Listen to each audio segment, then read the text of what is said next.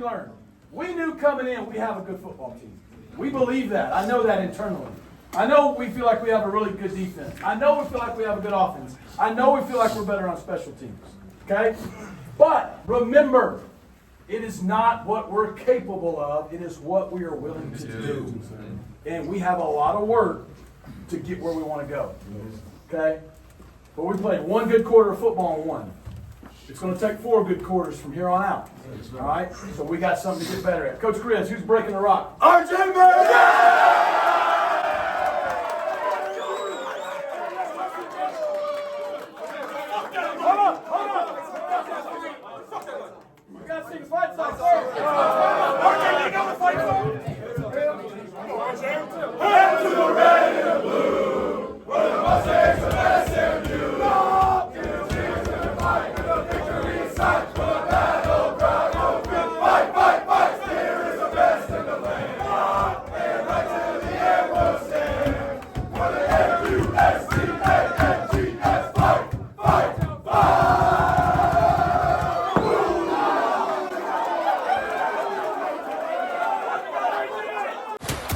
This is the On the Pony Express podcast, hosted by Billy Embody, brought to you by Epic Estate Wines. Walking strong on the Pony Express, a weekly segment with SMU alum, owner, vintner of Epic Estate Wines, Bill Armstrong. Epic Estate Wines, world-class wines from Paso Robles wine country.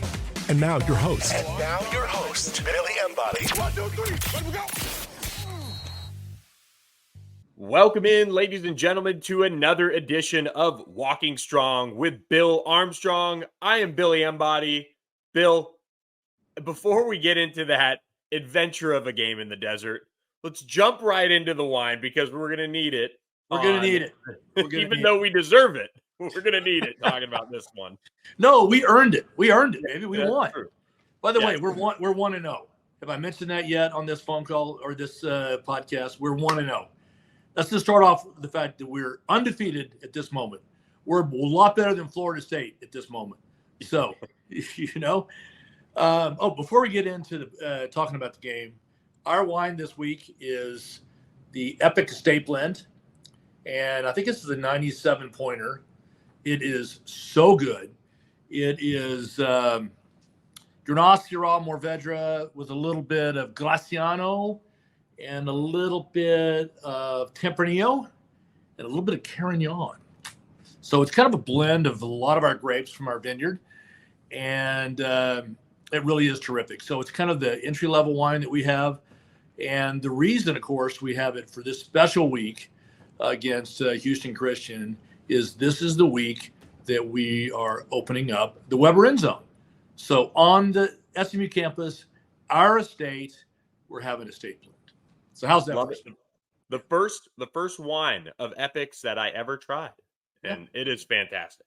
Thank you very much. This is really proud of this wine. This wine in one of our prior years got top 25 wine in the world, and it's consistently rated really, really high. So Mustang Nation, I know you're going to love it.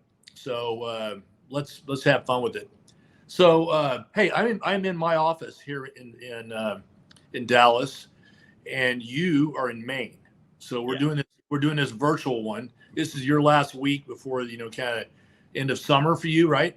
Yes, this is the Vanderbilt podcast. We wouldn't have had a game to talk about if not for Vandy dodging SMU. What a bunch of pansies! I mean, can you believe it? I mean, they're in the fucking SEC and they avoided us. I mean, you know what? They knew they couldn't have beaten us. I mean, that's the thing. Although the way we played, they might have been able to beat us. But and they took a trip from Nashville from us. Oh my God! And they can beat us maybe in their ACT scores, but they can't beat us on the football grid. I mean, I'm just saying, Yeah. So I'm in my office and I have my good friends here to help celebrate today. So there's Peruna. Can you see Peruna there? Boom. And then of course, one of my very close personal friends, you all seen on the podcast, Eric, bobblehead, and of course my favorite player of all time, SMU, Doak. So Doak, how do we play? How do we play on Saturday, Doak? Ooh, that looks like a no. It looks like a no. Anyway, all right, you want to talk about the game? Yeah, if we must. 29-24, SMU comes away with the win in Reno fourth quarter deficit. They come back, they shut them out 16-0 to take the win over the Wolfpack. I was really impressed with Jeff Choate's crew, but also disappointed in the way SMU came out. I know it's the first game. I know it's week 0. I know it's on the road. You don't know what you're going to get, but it just seemed like their minds were elsewhere early on, and it took a minute for them to obviously get it together and get going in the right direction. You're spot on, man. I mean, I was at the game. By the way, it was a shit weather game. I mean, it kind of reminded me of Boston College a little bit last year. I mean, it started off, it was rainy, it was windy. I think kickoff, it was like 49 degrees. I mean, it was cold. And I certainly wasn't dressed for the part. I was sitting there freezing my butt off on the field. And you're 100% right. We came out flat. We were uninspired. I don't know. It was like, I think we were reading our press. I think we came in overconfident. I think we were reading the negative press on Nevada. And we just came out listless. And it was weird because, I mean, right out of the box, we get a nice stop, 3 and out.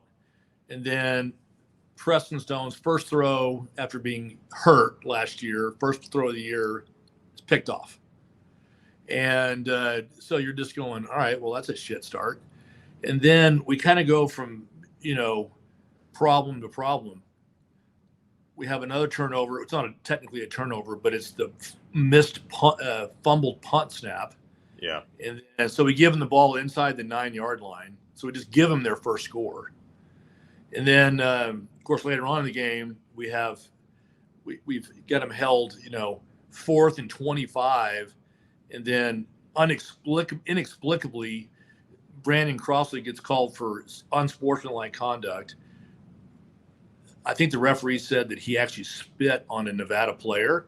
And Brandon was saying, "No way, I would not have done that too." There's no way Brandon would do that. Now he is a fun trash talking guy. He really is world class.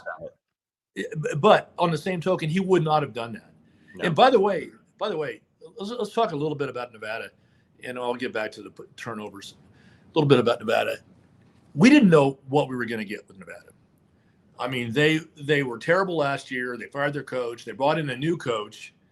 So we have a new head coach. They have 56 transfers. A lot of them were, P5 transfers. They have a new offensive coordinator. They have a new defensive coordinator. So we didn't really know how to prepare for Nevada because we hadn't seen them before. So, they knew what to expect from us. We did not know what to expect from them. What I think we probably misunderstood was the tenacity and the enthusiasm by which they came out. I got to say it, man, they're kind of thuggy.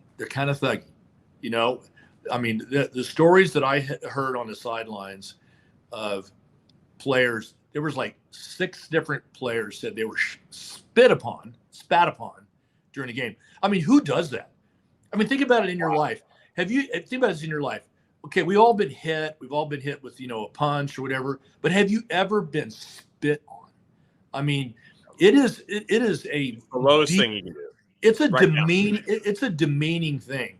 And Jordan Hudson, everybody saw it on TV. Jordan Hudson got spit on there in the first quarter, I think. And then he retaliated. And how does a guy almost not retaliate to that? I mean, obviously Rhett chewed him out and said, hey, listen, you got to be able to take it, blah, blah, blah. But it's such a surprise to be actually spat upon. And so then he wheeled off and hit the guy in the helmet. And then, of course, the other guy came over. And is it just me? But when the other team gets 2 personal fouls and you only get 1, they're offsetting. I don't know the math on that. Yeah, I couldn't. That one did not compute. I'm not a numbers guy, but just didn't make any sense to me at all. Yeah. So, hey, Brandon Crossley swears he didn't do it. Yep. Nobody saw him do it. I believe Brandon. Yeah, I do too. I do too. And Rhett kind of said the same today that, they've gone through it. We accept the calls of the official. You can't put yourself in that situation, but we haven't seen anything that, all the different cameras that SMU has and all those things, it didn't seem like something that actually happened. And, I believe Brandon. And he was crying on the sideline too before he had to get taken to the locker room once they, I guess double kicked them out. So I don't know. It's tough to think. I tell you what, that had the potential of being such a momentum loser in the game for us. So that could have literally been a game-changing penalty on us, because we were starting to rally a little bit. We were starting to hold them. And then they go from it's like a 4th and 25 or something. Yeah. Punting. They get a first set of downs and a 15-yard penalty. And then they grind out the clock for like 7 minutes. Yep. On this long, drawn-out drive, which, by the way, the only play that appeared to be working for Nevada the entire game was the quarterback draw. Oh, yeah, 100%. I mean, they just kept calling it and running it. I was actually frustrated that we couldn't adjust to, it was almost like we kind of know what they're going to run, guys. Anyway. So I'm not really positive how I feel about Preston having 2 series and then KJ having a couple of series. I don't know. That's a little bit. I haven't talked to Red about it. And let's be frank. KJ outplayed Preston on his 2 series in the first quarter. He took him down for a touchdown, and he has that great ability to just act like he's going to run, and then he pops up and then just hits a little flare. I love that about him. Yeah. So, because Preston had a tough half. Let's face it. Tough reads. He was happy feet. He was underthrowing. Being called. Yeah. Yeah. It was. It was like every time we got going, there'd be another penalty. Yeah, it was super disjointed offensively, and it's almost one of those things where you can't sit there and say, "Oh, that the rotating hurt them." They rotated Kevin in, and they went down the field and scored a touchdown drive, and it just.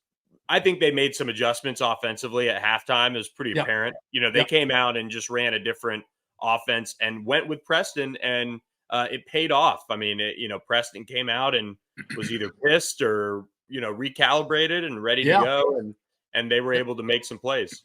Yeah, no, Preston did have a good second half. He actually had a really good fourth quarter and half of the third quarter. But let's think about this, Billy. Let's talk about the positives now, okay? We have 10 minutes to go in the game. We're down 11 on the road. They have the ball essentially at the 50-yard line, and we stop them. Then they punt to us, and we get it on our own 2. Yeah, with 10 minutes to go. And you know me, I was like fucking mad. I'm sitting there thinking, we're gonna fucking lose to fucking Nevada. Can you first believe game this? of the ACC? In the first game of the ACC, the guys had not quit, but you could just tell they were down. And then we just clicked. We just got into a groove. To think that we were two touchdowns behind, essentially. We have 2 scores to get ahead, and on the road, getting our ass kicked in bad weather, et cetera, tons of shitty calls. And then we just bucked up, and we decided to win. And we go 98 yards with that freaking dime of a throw that Preston threw to RJ Maryland. Beautiful. Just beautiful. That was I would have to say, kind of a low percentage call, and it worked because RJ did not have a good first half, but he had a first round draft pick sort of second half. By the way, was that video at the beginning of this just hilarious? It was so good. I hope everybody watched that and laughed as hard as we did, because it was one of those things where it was kind of a relief in the locker room, and then to see RJ just fall right on his butt when he's slinging that sledgehammer, it kind of typified the game. I thought a little bit. A little bit. That's true. Hey, everybody watching this podcast for the most part is just happy that they got to break the rock. And that's all that. I know. Even Red after the game was like, whoever wants it, I'm done with this game. Yeah, no, it was one of those things. But that's the resolve of this team. I think having the experiences that they went through against Rice, against Memphis last year, getting beat in certain games, they do have that veteran way about them. They didn't come out like it, but they finished like it. They really did, because you really knew that once they score, of course they make that, kind of really terrible mistake with that muffed kick. Oh. And we get the ball right up down there low. And then all of a sudden we slap him with a safety. I'm like going, holy shit, we're back. But then again, they kicked the ball to the freaking 17-yard line. Yeah. So we've got to go 83 yards on our next drive. Now all we had to do was kick a field goal. But then of course Preston just throws that unbelievably gorgeous pass to RJ. If they don't complete that pass, I think it was going to be 4th and 8, and we were faced with a really long field goal to win. Yeah, so yeah. And by the way, did I mention the fact that my 3 turnovers were the muff punt, the interception, and then Brandon getting called for the. So we really had 3 turnovers, and then we had that missed field goal. Field goal. That was a long one. He made the one that was 52, and then missed that one into the wind. The 52 was into the wind. The one with the win, and I was sitting there thinking, "This is not our night. This is not our night." Yeah. But hey, let's talk about the positive takeaways. Okay, there's not a lot of them, but let's talk about the positive takeaways. Isaiah Wachovia played lights out. Yep, him and Jonathan McGill, awesome. Awesome. I think he had 13 tackles. Isaiah did. I mean, he's on his way to the NFL if he plays the way he is this season. Yeah. And he was out for a lot of fall camp. I know it. Yeah. He's got such good attitude. I talked to him a long time today at practice, and he's in such a good place. So anyway, love it. We have a really sick running back in Smith. Yeah, Smith. I mean, he is fast and he is quick, and I mean, he was really. I think he had over 100 yards, all-purpose yards, right? Yep, 141 between that, rushing, receiving, and the kick return game. Which, hey, outside of Will Benton, who's very reliable as a long snapper, special teams look pretty good too.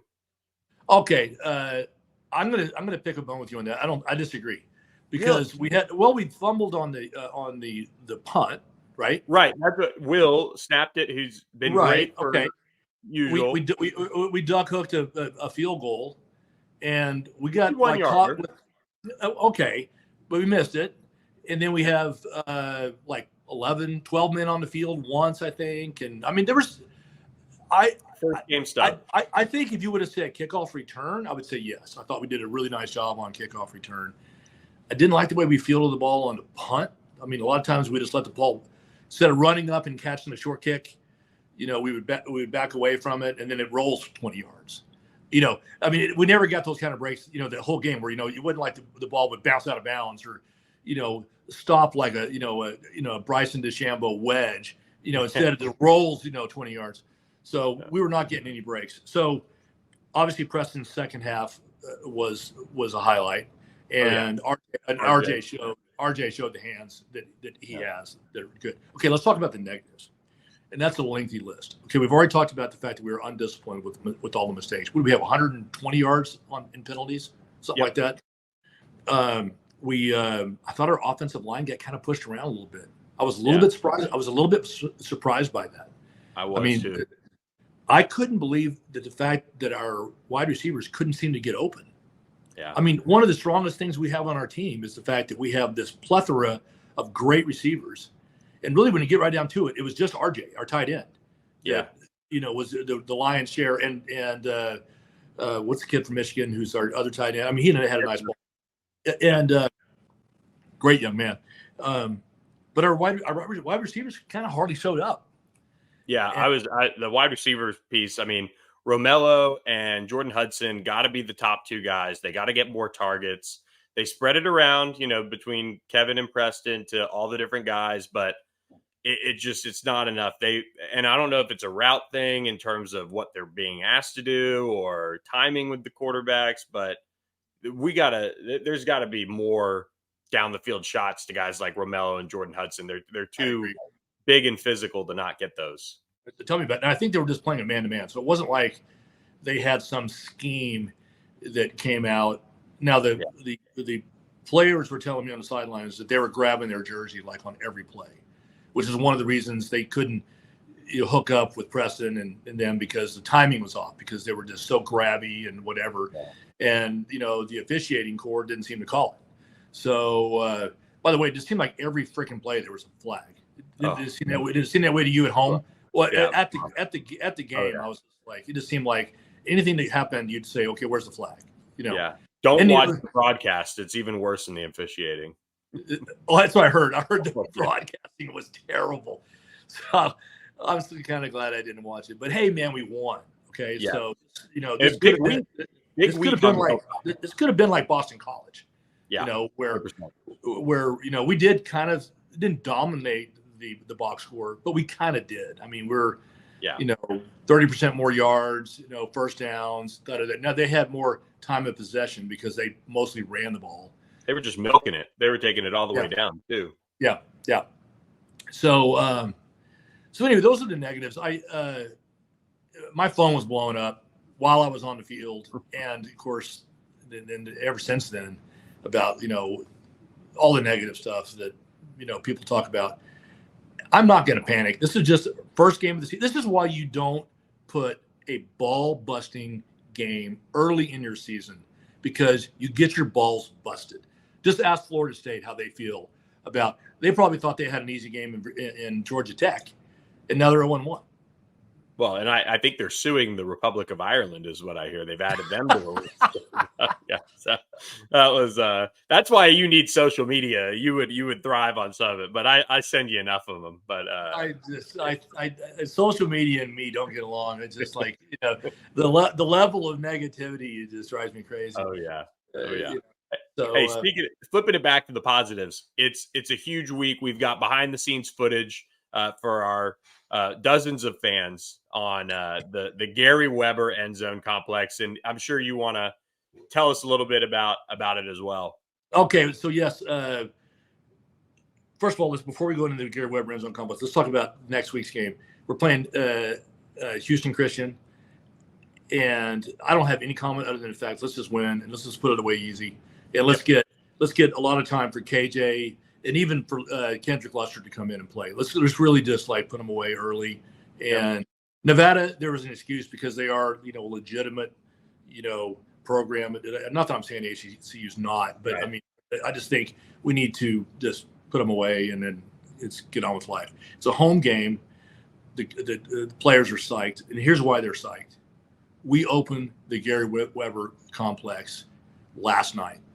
And it was absolutely so spectacular. So I walked on this podcast, a little camera angle of what it was like empty before they showed up, and then showed you the locker room. Guys, it is truly probably top 5 as far as locker rooms and weight room facilities in the entire country. It's absolutely spectacular. Not even like a little bit spectacular, but really spectacular. And then when the team ran in, I guess it wasn't last night, it was the night before last, ran in and saw it. It was like, it really reminds you, even though these young men look like big men and whatever, they're still kids. Because it was like Christmas morning as they came in and saw their locker for the first time. They saw the weight room. They all had their cameras. They were taking pictures of everything. It was fun. I actually had tears in my eyes, because I've been involved with this thing since the beginning. And it's amazing. So we put together about a 5-minute video at the end of this that showed you the reactions of everybody. And I think, Mustang Nation, you're just going to smile. If you're not going to smile on this, then I can't help you. I just can't. It's that good. And I just want to say, too, thank you, Garry Weber, because this is a game changer for SMU, and it really is that spectacular. So I say, Billy, I think we're done here. I mean, you just want to just let it roll? Yeah, then, absolutely. Great. Yeah. So let's let it roll, and make sure you go out and buy a Pony Express case. You want to be one of the cool kids. Wait, there goes that. There it is. It did it. The whole podcast. How the hell did that just happen?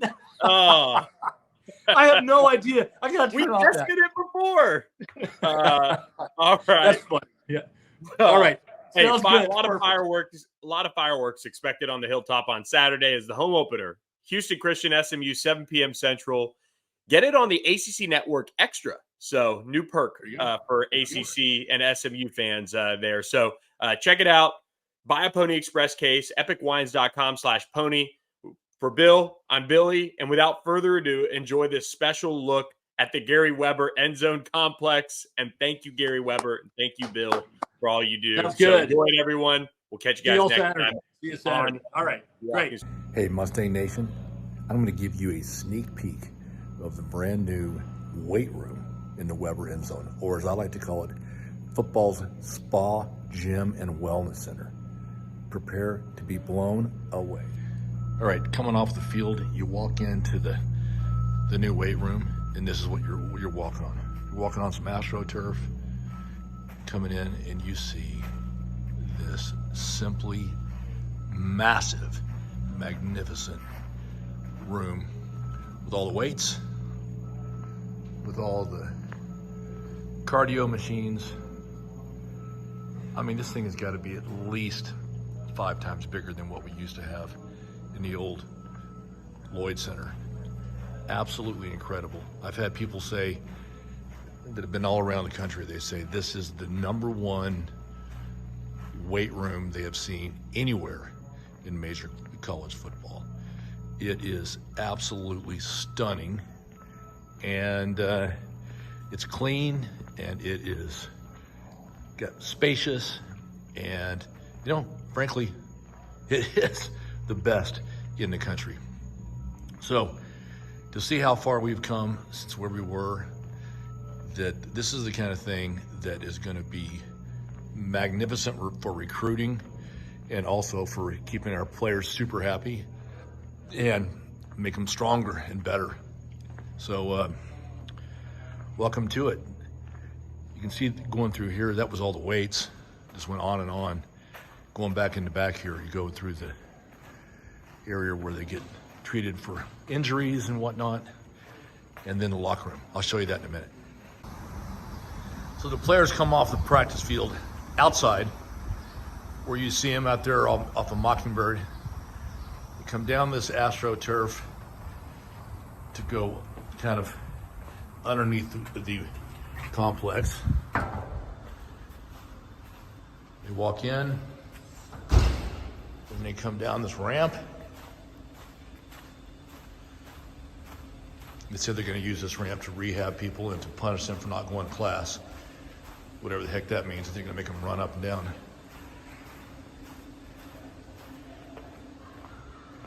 Then from here, they go right into the weight room. There's that rehab room to the right we just showed you. And here you walk out. You can go right onto the field. And this is where the players are going to come onto the field game day. Right out onto Ford Field. It's gonna be spectacular. Okay, right now we're walking down the hallway to go into the locker room.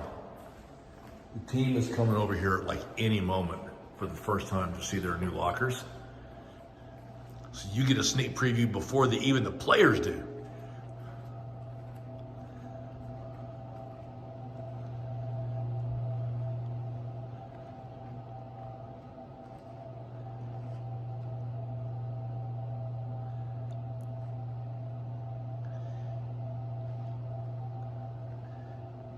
This has to be one of the greatest locker rooms in the country. Down here is where all the players are. Obviously, Rhett gives them game plans, etc. And up top there is like a game video room. It is sick. Man, could I come back to college? Of course, I'd have to be an athlete, which maybe I was in my mind, but not in reality. So, there you go, Mustang Nation.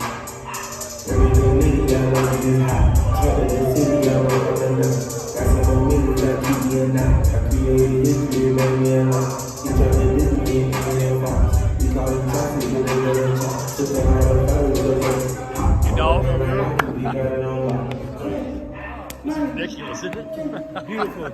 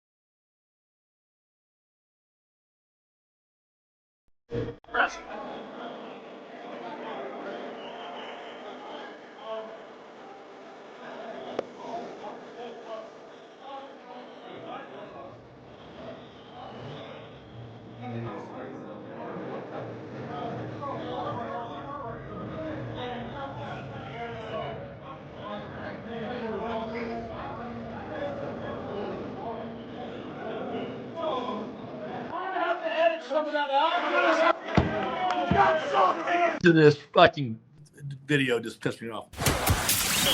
Thanks for listening to the On the Pony Express podcast with Billy Embody. Follow us on your socials on X at SMU-on3 and on Instagram at On3SMU. And keep it locked to OnThePonyExpress.com for more coverage.